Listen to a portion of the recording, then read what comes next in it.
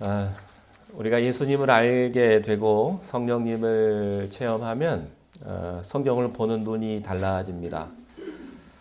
반면에 하나님에 대해서 잘 모를 때는 성경을 봐도 이해가 되지 않고 또 말씀을 읽어도 우리가 쉽게 잊어버리게 됩니다. 그저 좋은 말씀이고 또 감동적이니까 그렇게 성경을 대합니다. 그러나 거기서 조금 더 발전해서 우리가 조금 더 발전해서 나가면 성경을 보는 눈이 좀 달라집니다.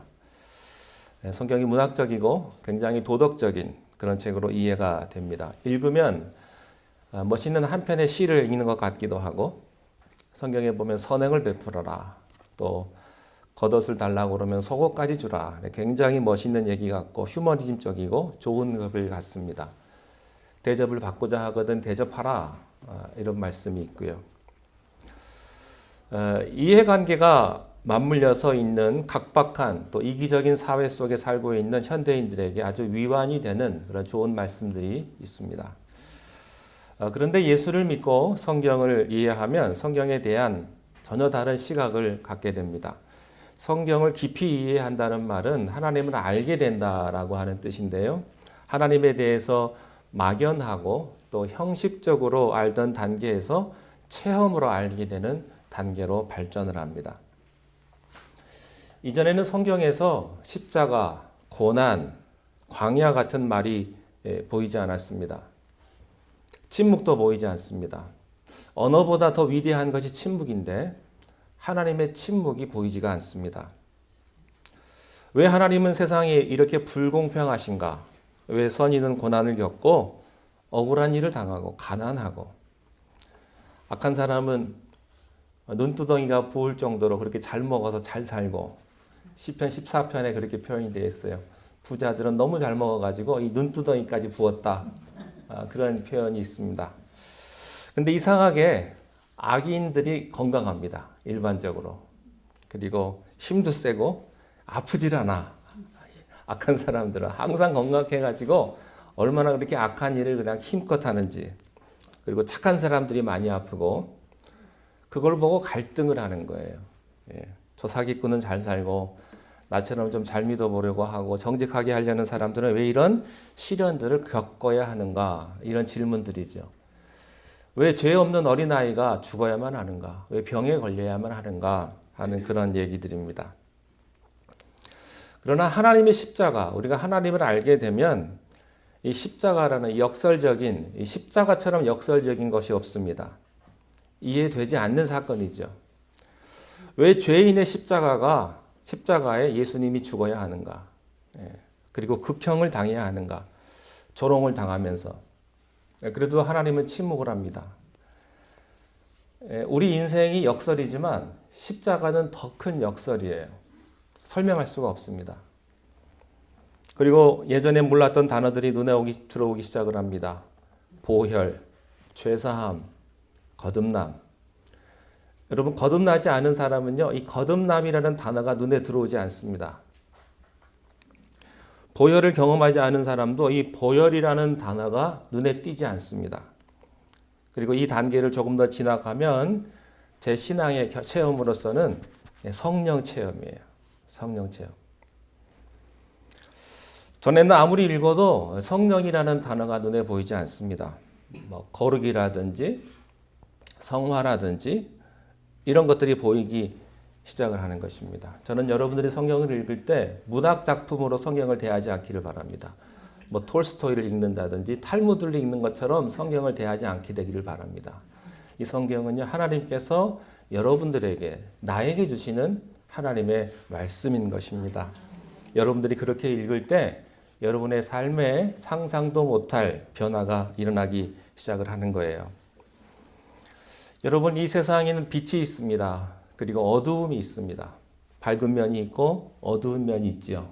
양지가 있고 음지가 있어요. 이 세상에는 어둠의 실체라는 것들이 있습니다. 근데 그 어둠의 실체라는 것이 얼마나 악랄하고 잔인한지 몰라요. 인간을 노예하고 인간을 지옥 자식으로 만드는 이 악한 정체의 실체. 우리는 이런 것들을 세상에서 많이 경험합니다. 세상의 수많은 전쟁과 살인과 죽음과 폭력과 사기와 또 마약. 여러분 역사적으로 봐도 히틀러가 600만 명이라는 사람을 학살할 때요. 여러분 영화도 보고 많은 것들을 통해서 그 학살하는 것들을 보았을 것입니다. 잔인하게 어떻게 그렇게 가스실 안에서 그 많은 사람들을 죽일 수 있겠는가 하는 거예요.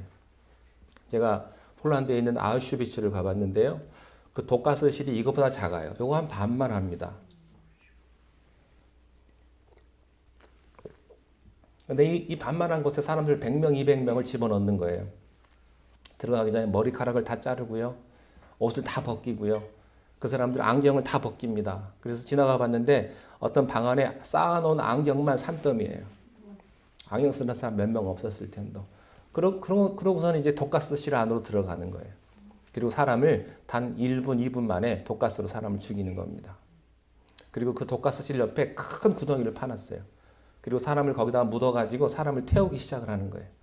근데 태우는 게 속도가 없으니, 속도가 빠르지 않으니까요. 사람들이 산더미처럼 쌓아져요. 그리고 독가스실 안에 들어가면 벽에 손톱 자국으로 긁은 자국들이 눈에 선명합니다. 죽어가면서 고통 가운데 손톱으로 벽을 긁는 거예요. 시멘트 벽을. 사람이 얼마나 잔인한지 몰라요. 어떻게 그렇게 잔인하게 사람을 죽일 수가 있겠는가 하는 거예요.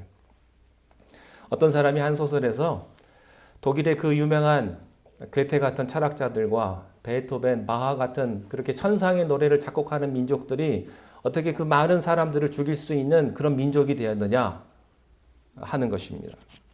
여러분 그게 인간이라는 것이죠. 그게 인간의 실체예요. 인간의 그 잔혹함. 여러분 그 인간의 잔혹한 것들은 그들 속에만 있을까요? 그렇지 않아요. 내 속에도 있는 거예요. 내 마음 속에도 우리들에게도 있는 거라고요. 여러분이 악의 근원이 무엇일까? 악의 실체가 무엇일까? 사탄이라고 하는 실체, 마귀라는 실체 그런 게 없이 이런 악이라는 것이 그냥 우연히 존재하는 것일까 하는 거예요. 여러분 마귀는 실체예요. 악도 실체예요. 실체이기 때문에 영향력을 끼치는 겁니다. 여러분 관념이라는 것은요. 영향력을 끼칠 수가 없어요. 생각이라는 것은 영향력을 끼칠 수가 없는 거예요. 하나님께서 실체이듯 사탄도 실체인 것입니다. 천국도 실체이고요. 지옥도 실체인 것입니다. 동물들 죽이는 것은 참 귀여운 데가 있어요. 배가 고프면 처음부터 죽일 듯이 달려들어가지고 동물 사냥해가 잡아먹으니까. 예. 귀여운 데가 있어요. 근데 사람은요, 어떻게 죽이는지 아세요? 그 도스토옙스키가 그랬잖아요. 사람들은 귀에다가 못을 박아서 사람을 죽인다고. 사람이 얼마나 잔인한지, 예? 안 그런 거 척 하면서 뒤에 가서 웃으면서 그냥 몰래 가가지고 사람 죽이고요. 절대 해코지 않을 것처럼 하면서 겉과 속이 다르게 교묘하게 사람을 말려 죽이잖아요. 그게 인간의 잔혹함이라는 거예요. 그게 인간입니다. 속마음은 싹 감추고 안 그런 척 하면서 인간의 영혼을 팔아먹지 않습니까? 여러분, 인간만이 그렇게 하는 거예요. 여러분 생각해 보십시오. 이 인간의 잔혹함. 요즘에 우리가 모든 문화나 영화나 텔레비전 드라마 같은 거 보십시오. CSI가 그렇게 많아요. CSI 뭐 마이애미, CSI 뉴욕, CSI 뭐 베이거스, CSI LA 이런 범죄 드라마들이 유행을 하죠. 근데 그것은 사실은 일부에 불과한 거예요. 갈라디아서 5장 17절부터 그 이하의 말씀을 보면 이런 말씀이 있습니다. 20절까지 한번 읽어보겠습니다. 시작. 육체의 소욕은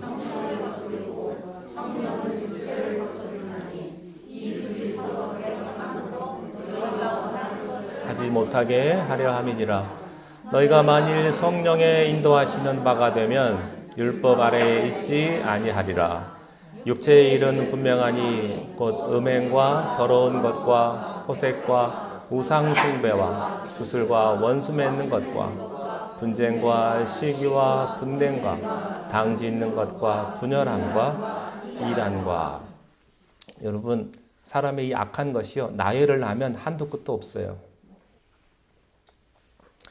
사탄 배후에서 조종하는 어두움의 세력, 누군가 나를 조절하는데 내가 왜 이러지? 내가 뭔가 씌었어. 그런 말 하죠. 그래요. 사실 뭔가 쓰였어요. 씌우긴 씌웠죠. 내가 왜 이러지? 내가 왜 이런 말을 하지? 왜 내가 이런 행동을 하지? 여러분, 자기가 자기를 몰라요. 어떤 세력이 내 안에 들어와서 그런 일을 하게 한단 말이죠. 구원이 중요한 이유가 바로 여기에 있습니다. 예수 그리스도가 중요한 이유가 여기에 있습니다. 왜냐하면 예수 그리스도는 사탄의 목을 밟았기 때문입니다. 악한 세력을 끊어주신 분이 바로 예수 그리스도였기 때문에 여러분, 사탄의 세력을 십자가에 꺾으신 예수 그리스도를 믿음으로 말미암아 이 악의 세력은 근본적으로 깨지는 것입니다. 그래서 예수 믿으라는 거예요.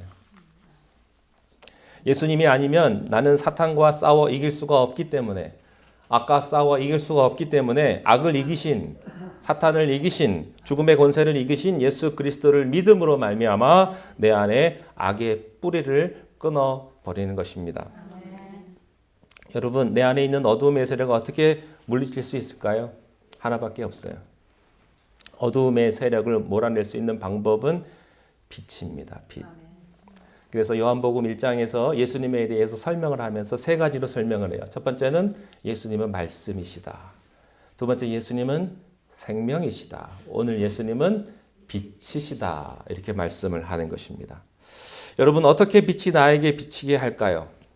가장 중요한 첫 번째는 내 안에 빛이 없다는 것을 깨닫는 데서부터 시작하는 것입니다. 그러면 그 빛은 누구십니까?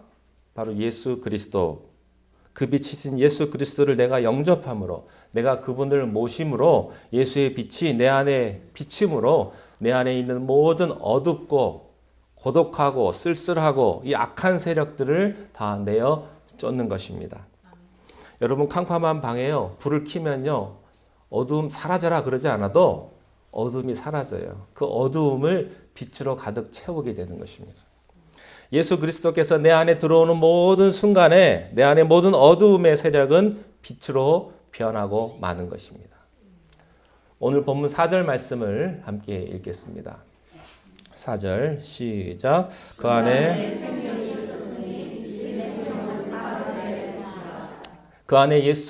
예수님의 생명이 있었다 하는 것입니다. 이 생명은 사람들의 빛이에요. 빛이란 무엇입니까? 생명이에요. 생명의 핵심의 요소가 빛이라고 하는 것입니다. 빛이 있기 때문에 생명이 있는 거예요. 하나님 안에 예수님의 창조의 생명이 있습니다. 이 창조의 생명이 곧 빛이라고 하는 것이죠. 이 빛은 하나님의 영광의 광채요.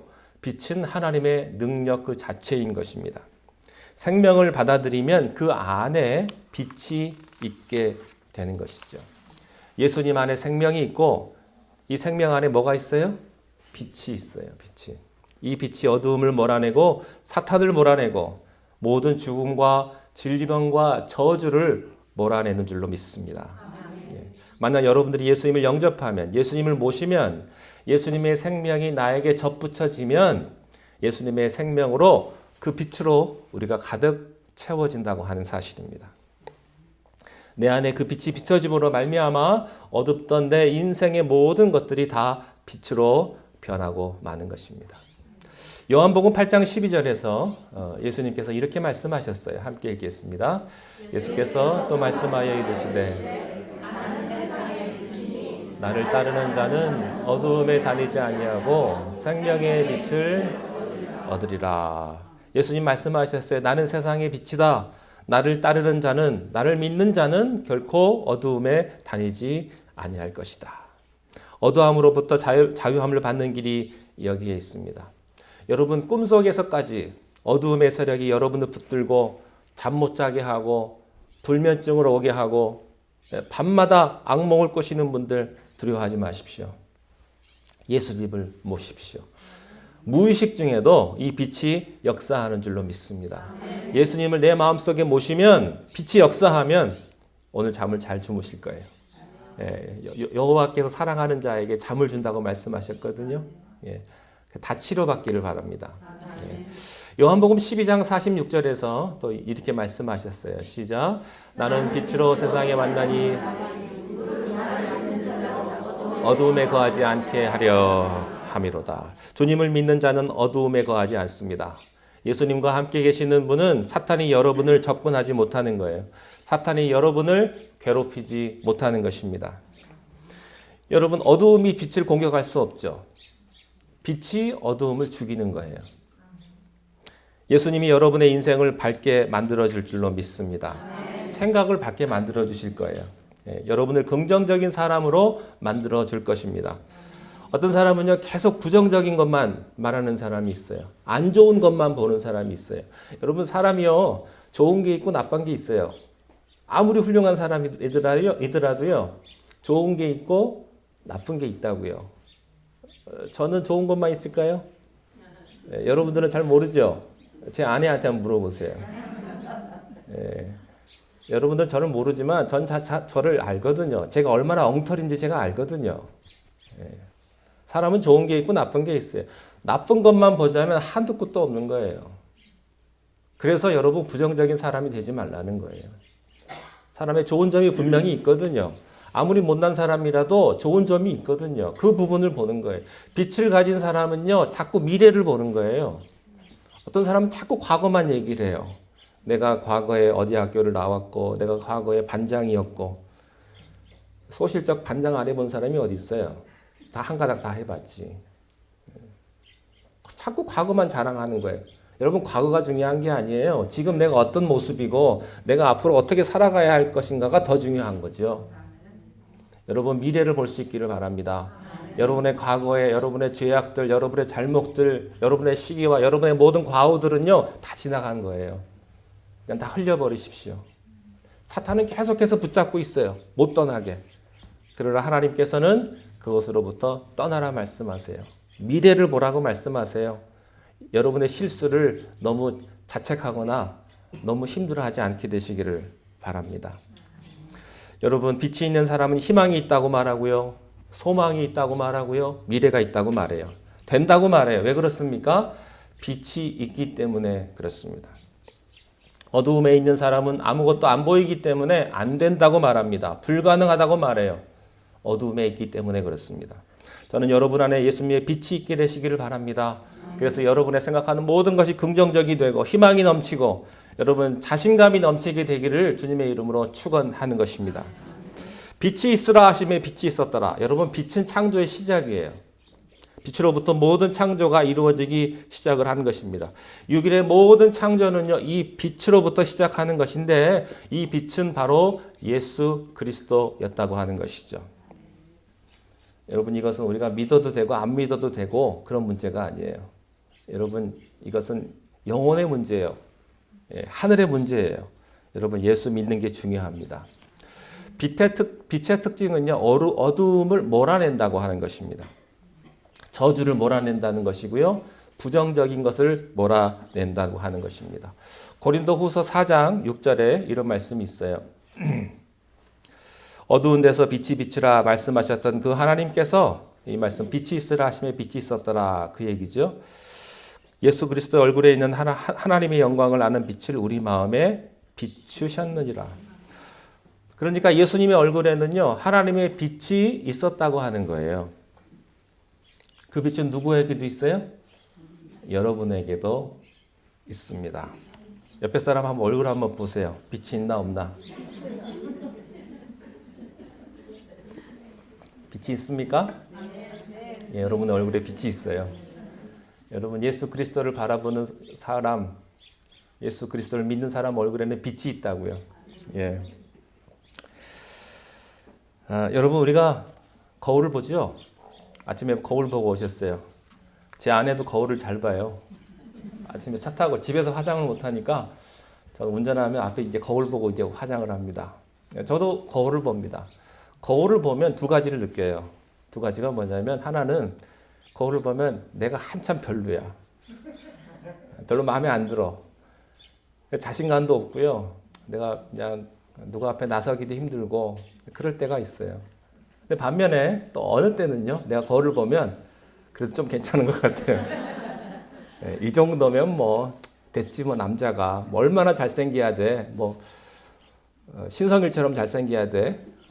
여러분에 맞춰서 지금 제가 얘기하는 거예요. 네, 그 정도 생겨야 돼? 아니야, 나 정도면 괜찮아. 네, 그런 생각을 해요. 여러분, 이 두 개가 있어요. 어떤 때는요, 내가 참 잘나 보이고, 어떤 때는 내가 참 못나 보이고, 그렇지 않아요? 나는 똑같은데. 나는 내 마음의 상태에 따라서 이게 달라진다는 거예요. 그래서 내가 어떤 마음을 가지고 있느냐. 내가 빛 가운데 있을 때와 내가 어두움 속에 있을 때가 나를 바라보는 눈빛이 달라진다고 하는 거예요.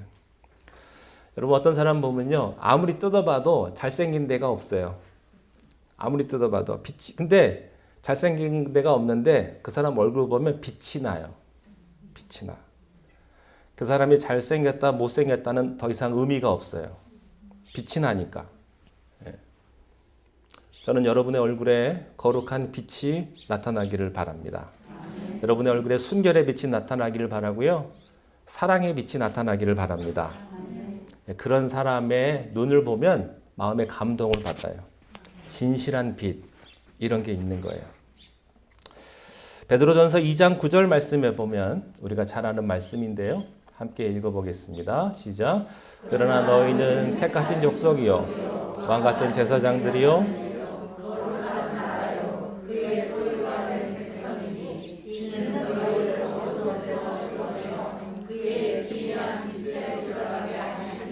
아름다운 덕을 선포하게 하려. 여기 보면 그의 기이한 빛이라는 말이 있습니다. 신비스러운 빛. 여러분, 예수님은 빛이십니다. 예수님은 생명이세요. 예수 그리스도를 믿으면 이 생명을 우리에게 주시는 것입니다. 영원한 생명을 주시는 거예요.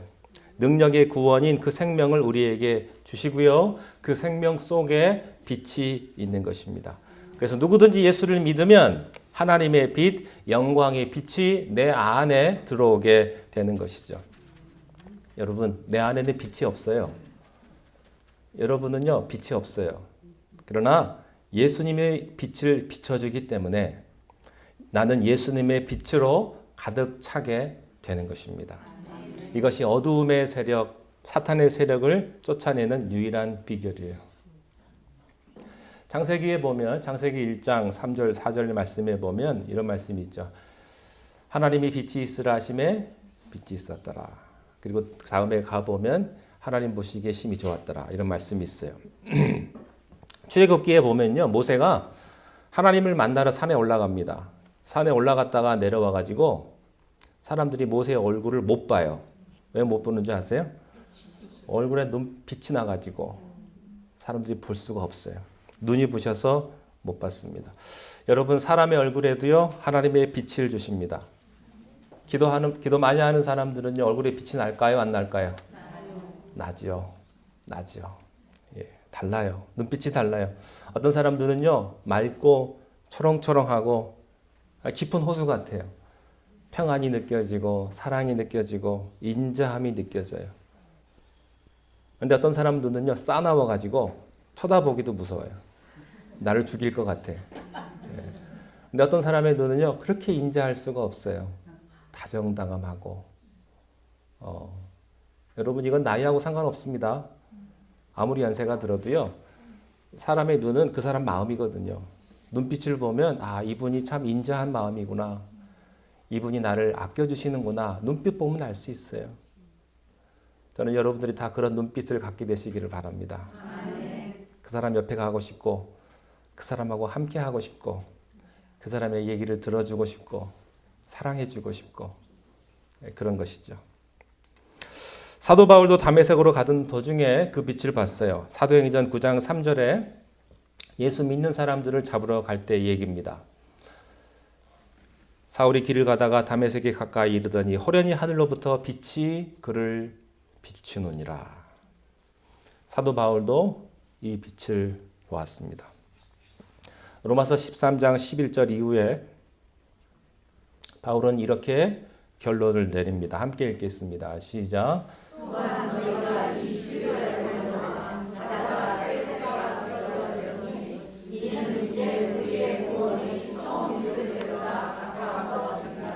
그러므로 그 다음 또 있습니다. 그러므로 우리가 어두움의 일을 벗고 빛의 갑옷을 입자. 빛이라는 말이 나옵니다. 사랑하는 성도 여러분, 어두움의 세력이 어디서부터 왔을까요? 이 어두움의 세력으로부터 벗어나고 싶지 않으십니까? 저주의 세력으로부터 벗어나고 싶지 않으세요? 여러분, 사람이요, 성격 못된 사람이 남 성격 못된 거 못 봅니다. 그리고요, 말 많은 사람이 다른 사람 말 많은 거 못 봅니다. 그래서 들어주질 않아요. 말 많은 사람은 자기가 말을 많이 해야 되기 때문에. 여러분들, 다른 사람 얘기를 들어줄 수 있는 그런 훈련을 하십시오. 여러분, 우리는 내 자신이 잘못된 걸 알아요. 근데 못 고쳐요. 성격은 못 고쳐요. 우리는 내 습관 못 고칩니다. 계속해서 어두움의 종로로 타고 있어요. 되게 사람들은요, 죄 짓는 거 보면요, 어떻게 죄 짓는지 아세요? 지은 죄를 또 지어요. 다른 죄 짓는 게 아니에요. 죄를 좀 다양하게 지으면 얼마나 좋겠어요. 근데 지은 죄 또 짓고 또 짓고 또 짓는 거예요. 왜 그런 줄 아세요? 어두움에 붙잡혀 있기 때문에 그래요. 저는 여러분들 안에 있는 모든 어두운 세력이 예수 이름으로 떠나가기를 축원합니다. 여러분, 그렇게 기도할 수 있기를 바랍니다. 여러분, 이 시간 함께 기도할 텐데, 내 마음에 있는 모든 어두움의 세력들, 악한 세력들, 저주의 세력들이 다 떠나가기를 원합니다. 빛이신 예수님께서 오늘 우리 마음속에, 내 마음속에 오셔서 내 안에 있는 모든 악한 것들을 다 주님 제거해 주시기를 원합니다. 내 안에 있는 모든 질병, 두려움, 걱정, 모든 것들 다 사라지게 해 주십시오. 여러분, 생명이신 예수 그리스도를 바라보시고 빛이신 예수 그리스도를 바라볼 수 있기를 바랍니다. 이 시간 예수 그리스도 내 마음속에 오십시오. 나를 붙잡아 주시고 나를 축복해 주십시오. 이 시간 우리 다 함께 합심해서 기도하겠습니다. 하나님 아버지, 이 시간 우리 가운데 함께 하여 주시고, 하나님 아버지, 우리를 축복하여 주시옵소서. 참 빛이신 예수 그리스도께서 내 마음속에 임재하셔서 하늘의 은혜를 붙잡고 하나님의 은혜를 붙잡는 아버지 하나님 복된 시간이 되게 하여 주시옵소서. 아버지는 나의 잘못과 나의 모든 과오와 나의 허물을 주님께서 아시는 줄로 믿습니다. 이 모든 것들을 다 내려놓게 하시고 아버지 하나님 온전히 주님만을